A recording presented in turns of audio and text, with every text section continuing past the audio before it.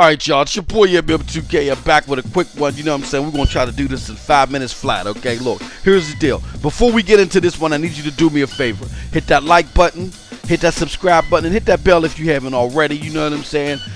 It means a lot to me. It helps your boy get these prescriptions out here because y'all need them. And, you know, a lot of these YouTubers need them too. These YouTubers are sleepy, yo. So that's why I'm dropping this video. So I'm sitting here crunching the numbers, crunching the financials with my wife. And then I just, this notification popped up from one of my favorite ponies. I'm not going to name any names. They know who they are. And I'm not saying this to be rude or facetious. I'm saying this is my favorite pony. And the video that was dropped was in regards to people bashing the Sony Paris game show and not bashing Gamescom and saying that there's a lot of hypocrisy there. Now, I'm going to be honest with you. I felt a little sensitive towards it because, you know what I'm saying? I've been dropping videos all week about the Paris game show, okay? And I thought that they was trying to hammer on me. But then I had to think about it. MM2K, you're just a lowly YouTuber right now, a content provider. You know, your favorite pony don't even know that you exist, right? You know what I'm saying? They couldn't possibly be saying this about you or including you in this group. But I'm going to respond regardless, okay? So here's the deal. I'm just going to keep it real with you. Here's why I say the Paris game show was a fail. And I'm looking at it from a business perspective. And what I need to do is all my ponies, all my Xbox, everybody, to look at things at the big picture. Get out of your silos, look at the big picture. Because business is what rules at the end of the day. Okay, so 2017 is a different year. It is the first time that Xbox and Microsoft have the potential to fully threaten the gap that Sony has on the market. Sony has a humongous gap. They're selling everything 2-to-1, okay? The first time that they have that threat upon them is with the Xbox One X. Why? Because it is known now that the Xbox One X has that power. And power means everything this generation, okay? I'm sorry it does. It does for the simple fact that, look, when power was expressed at the beginning of this generation, even when PlayStation had no games, Yoshida and Andrew House said it themselves, yeah, we know we ain't got no games. And when the price even dropped for the Xbox One X, the price dropped. Sony had no games. The gap even widened in Sony's favor. Now I know people want to say, well, what happened in November 2014? That's just 1 month. There could have been good advertisement. 11 months out of the year. Okay? 11 is greater than 1. Okay? 11 months out of the year. The PlayStation brand was #1 in the MPD. Okay? So with that being said, power is the narrative. That's the only analytics you can draw from those facts. That even though they made the Microsoft machine equivalent in price, it still grew. As far as the PlayStation brand still grew, was because and they had no exclusives, was again because of the power. All right. So with that being said, you got 2017 where now that's finally being threatened. Power is a big thing. Sony knows this. They don't believe the fanfare that they give you for the simple fact they just was on an investor call and they said, yo, we're changing our business model to Microsoft because Microsoft look like they're about to bum rush the game. Okay? So kill that noise. All right? Microsoft geniusly did what they needed to do at E3. They showed you all these games. They showed them in 4K. And if you ain't seen the conference in 4K, then you don't even have the impact, so shut up. If you've seen it in 4K, then you understand why I'm so amazed at this product. Fast forward to Gamescom. Now, in between then and Gamescom, Crackdown was canceled. You know what I'm saying? So they really didn't have much to show.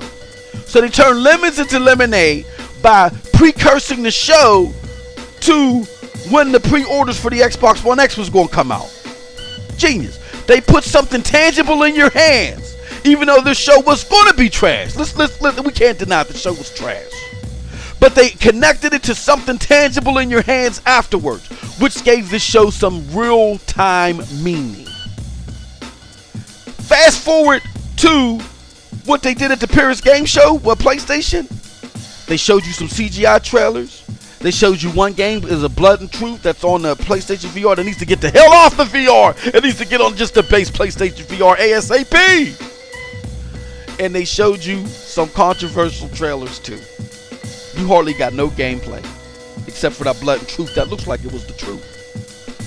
With that being said, did they put something tangible in your hand like a date? Such and such is coming out right now. No, they did not. And that's why it was a fail, people. It was a fail because Microsoft, even though they had a poor show standalone, they put something tangible in your hand. Sony, on the other hand, just continued to do fan service, and they tried to buff up the show with these two trailers, Last of Us 2 and Detroit 2 Human, and they tried to get a lot of attention from that, but they got the wrong type of attention. The story is still the number 3 story in a lot of publications in UK for all the wrong reasons. They didn't put anything tangible in your hand as far as gameplay and dates. Sony's job was to sit there with that game show this year, because this is a different year. Their job was to make you say, look, I know you're interested in the Xbox One X. I know you stacking your chips and looking at your finances, but hey, don't do it. Put your money away. Put it back under the mattress. Wait till we drop God of War that's dropping February such and such. Last of Us 2 is coming May such and such. Days Gone, we dropping that April such and such. You see what I'm saying? They didn't do anything equivalent to what Microsoft did for Gamescom. They took a piss poor showing because they had they had nothing to show, and they merged it into something tangible in your hands. Sony, on the other hand, took a subpar showing. I'm going to say it was subpar showing, and they put nothing tangible in your hands as far as dates, gameplay, or anything. Therefore, at the back end of both shows, Microsoft got a boost because of what they did with the pre-orders.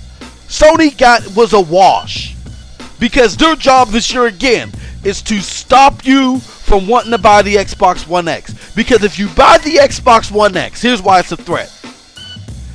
You buy the Xbox One X, you're going to start buying multiplats on that system instead.